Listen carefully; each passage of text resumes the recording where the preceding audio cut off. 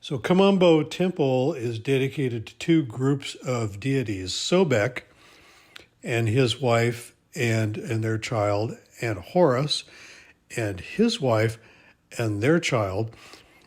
And Sobek is typically depicted with the body of a man and the head of a crocodile, as opposed to Horus, and think of Horus with the head of a falcon. So there were many mummified crocodiles found at Ombo Temple, and it's been restored over the course of years.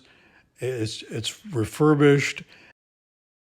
There are a lot of mummified crocodiles in the museum at the temple. Stitching, yeah, we have the same thing.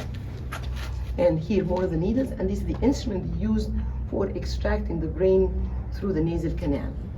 So, for the bones, a drill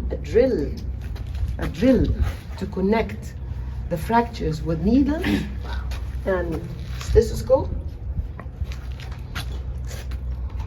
We're heating everything, and another saw for another treatment. Two women in the position of delivering babies seated on. Over the course of thousands of years, Ombo, like other sites in Egypt, had declined and needed restoration.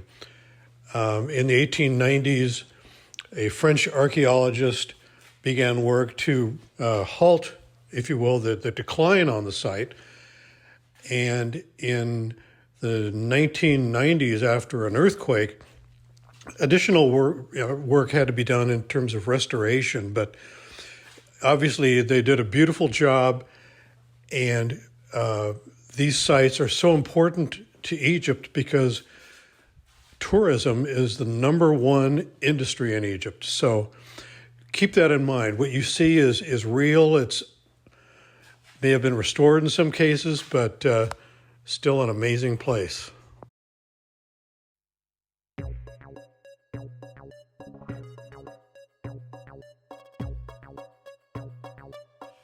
I wasn't kidding when I said that there were a lot of mummified crocodiles in the museum at Ombo. It was incredible. It was obviously a thing that they did in terms of, worshiping the gods there, but still to go through the museum was really interesting, and also really nice because it was cool in the museum. We were there in August, and every day was over 100 degrees outside. So going in and looking at some mummified crocodiles, yes.